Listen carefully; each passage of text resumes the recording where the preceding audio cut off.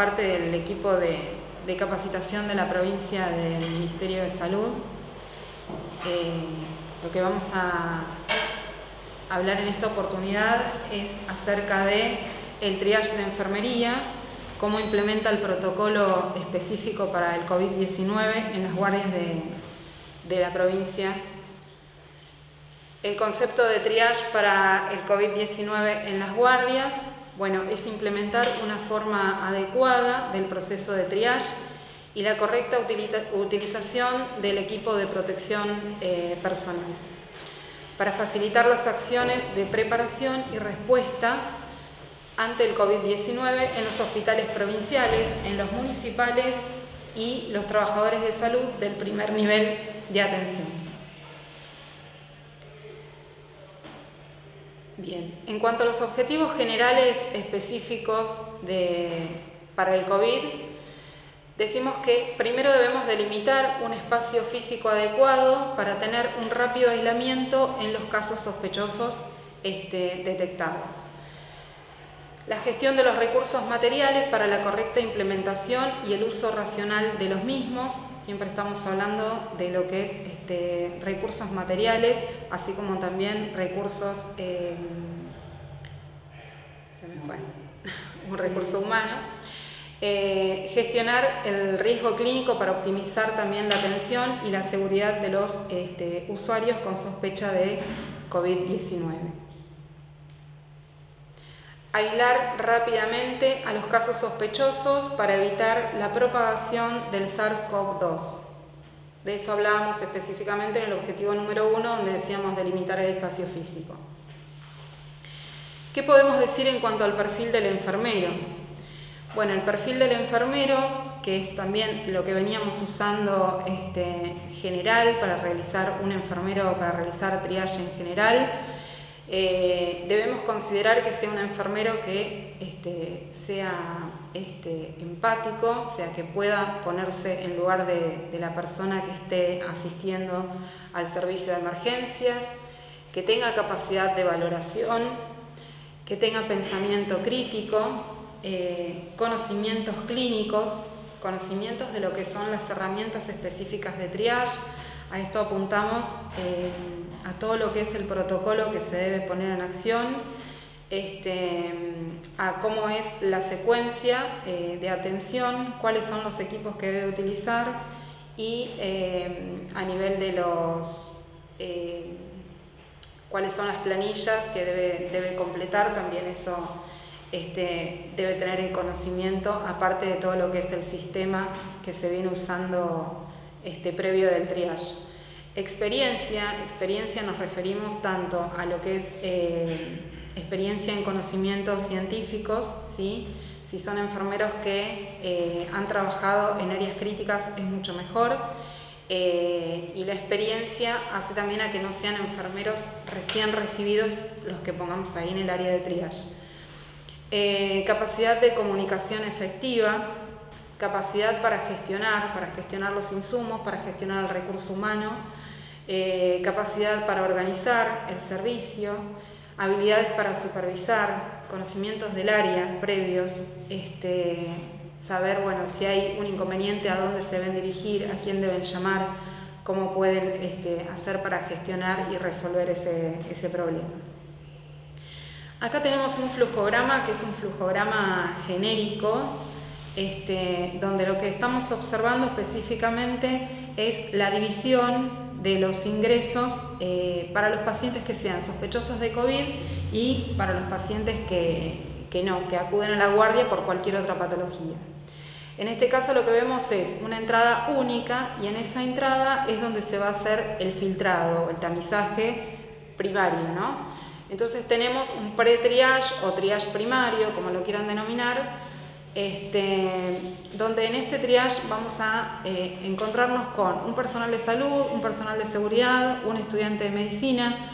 Cualquiera de esas personas puede estar haciendo este primer triage y en realidad lo que hace son básicamente las preguntas como para detectar los casos sospechosos, ¿no? Si tuvo fiebre, si está con dolor de cabeza, si está con malestar general, en un momento también si viajaba al exterior o si tuvo contacto con algunas personas que hayan viajado al exterior en los 14 días previos. Y bueno, y en base a eso se detecta un caso sospechoso por sí o por no.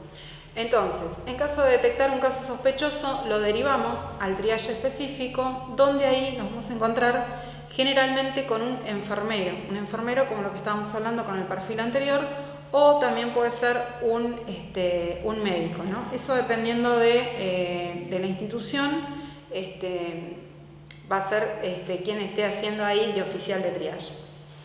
Entonces, en ese triage directamente se lo pone al paciente en aislamiento, se realiza el hisopado, y en el caso de ser leves pueden ir a sus domicilios, y en el caso de ser moderados o severos deberán de quedar internados de acuerdo a cómo estén, ¿sí? El grado que se le dé de rojo o verde, puede ser que estén internados en salas de internación específicas preparadas para el triage, o directamente que queden internados en la UTI, en la unidad de cuidados intensivos. Y por el otro lado tenemos los pacientes que concurrieron a la guardia, que no son compatibles con casos sospechosos de triage, bueno, se dirigen al triage 2, que es el triage que se viene realizando genérico. Se realiza la categorización del paciente y de ahí se lo deriva de acuerdo al color que se le asigne al paciente. Bueno, hablábamos del triage primario, que es el abordaje de los pacientes sospechosos. En el primer triage las preguntas se van a limitar a identificar sintomatologías compatibles con casos sospechosos. De ser positivo, el usuario será redirigido al segundo puesto de triage.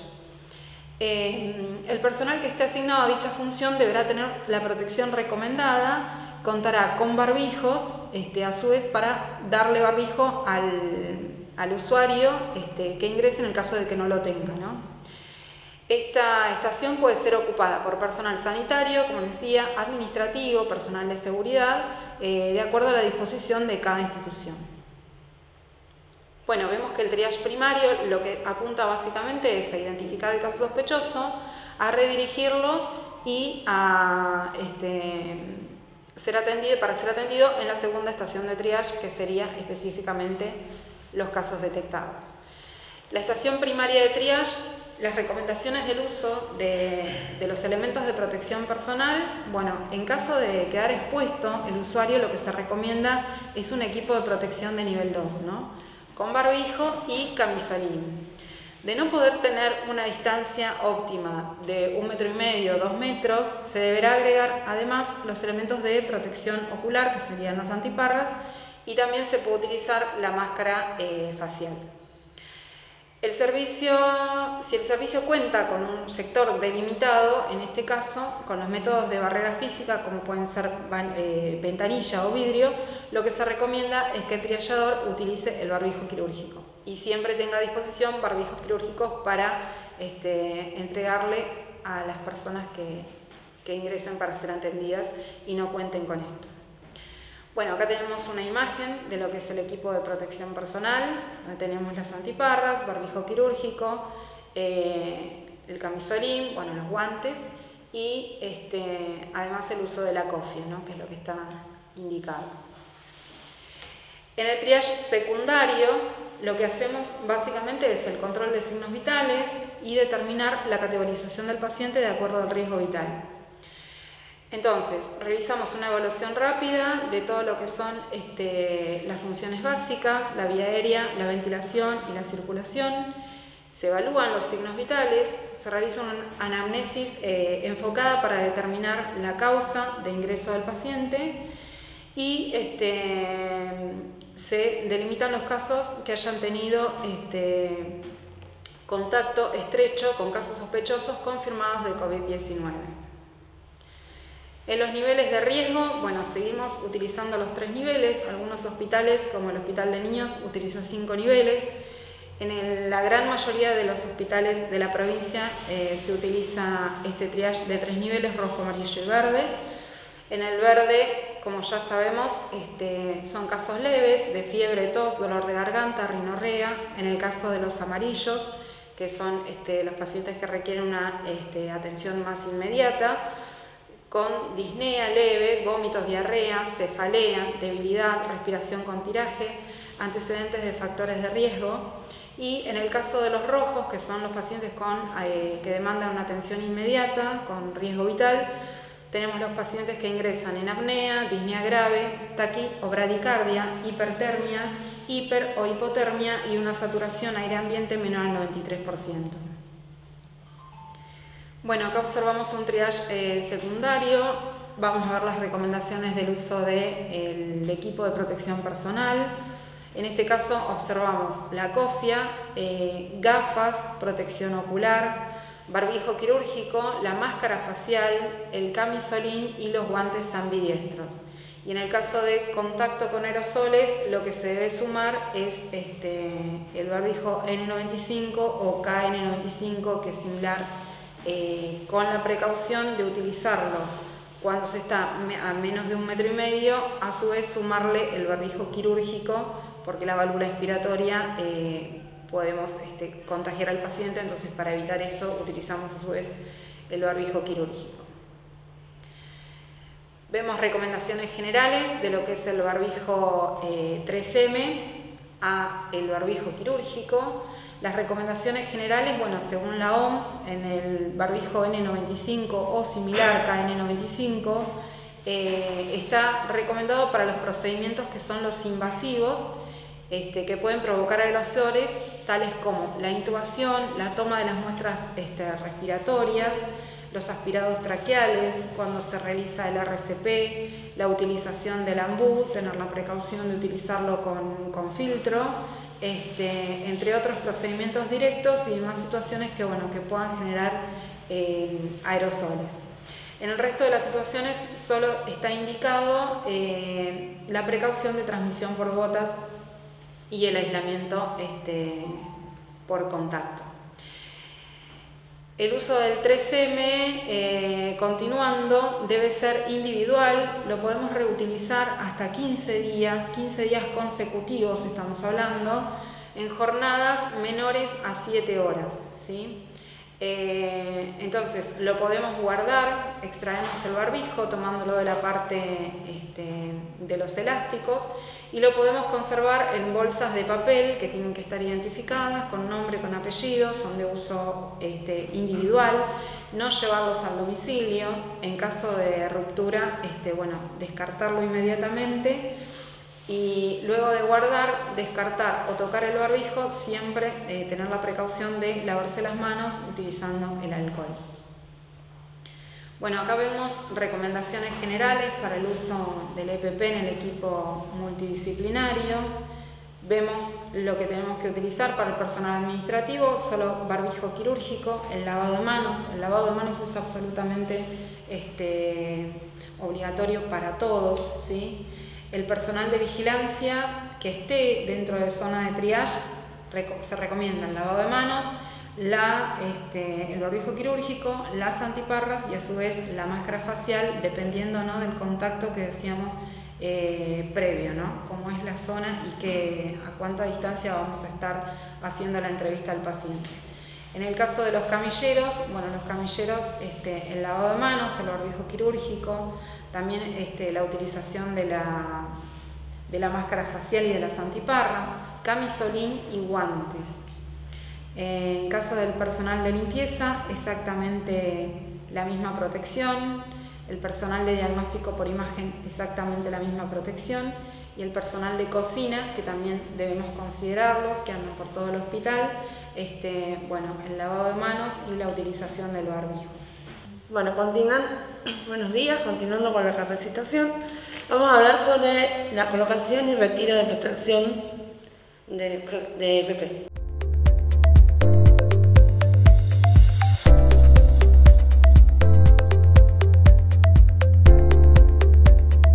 El equipo de protección personal es una de las precauciones estándares necesarias para prevenir la transmisión de microorganismos y se compone por camisolín, barbijo quirúrgico, gafas o máscara y guantes.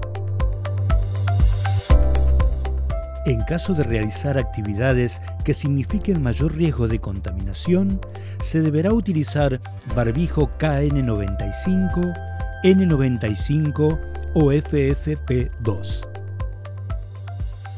Se agrega el uso de cubrecalzado para el personal de limpieza de las unidades de terapia intensiva, internación y triage. Uso del EPP. Para comenzar, retirar elementos personales y si tiene el cabello largo, recogerlo de manera tal que no genere riesgo de roce sobre la cara o el entorno del paciente. Higienizarse las manos con agua y jabón o solución a base de alcohol en gel.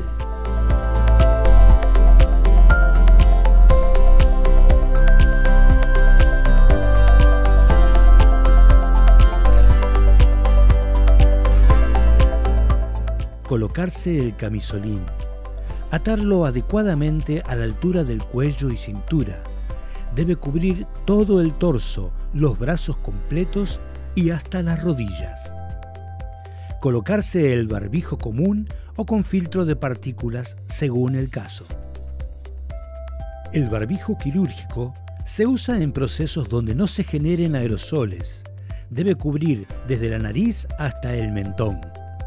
Colocarlo desde las tiras y ajustar la barra metálica al puente de la nariz.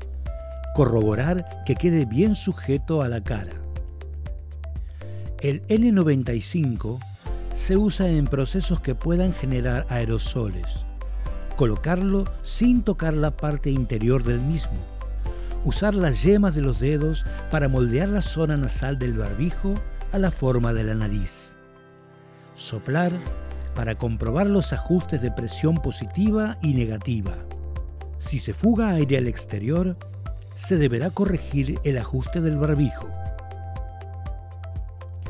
Colocarse la máscara facial o gafas.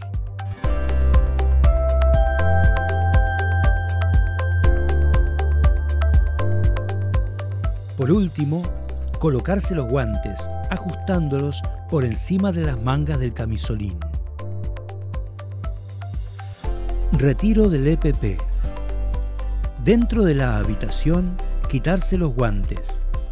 Tomar la parte exterior del guante con la mano opuesta y quitarlo. Sostener el guante que se quitó con la mano enguantada. Deslizar los dedos de la mano sin guante por debajo del otro guante que no se ha quitado todavía a la altura de la muñeca y sacarlo procurando no tocar la cara externa. Desechar los guantes antes de abandonar la habitación en un contenedor de residuos con bolsa roja.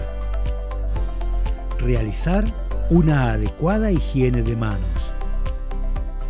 Retirarse el camisolín intentando tocar la parte externa lo menos posible. De manera envolvente, hacerlo un bollo.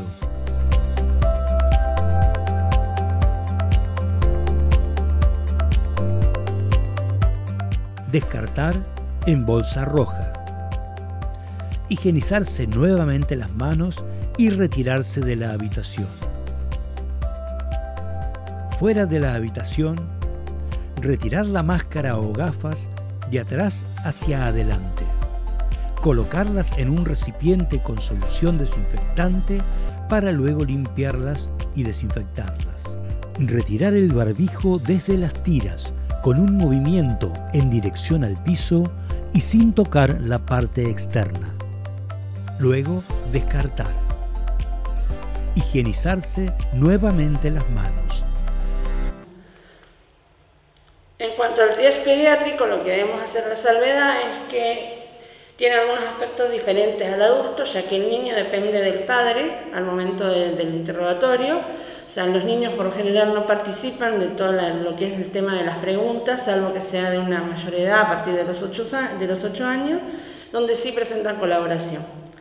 Una herramienta que utilizamos en pediatría, que no es muy útil y que lo hemos ido mejorando a medida que ha pasado el tiempo, es el uso del triángulo de valoración pediátrica. Este este triángulo lo que tiene son 3 aristas, como todos los triángulos obviamente, donde evaluamos por un lado la apariencia del paciente, donde vamos a ver cómo se manifiesta, si tiene un llanto inconsolable, si está descaído, muy dormido, si atiende al llamado de la madre o si se consuela estando con ella.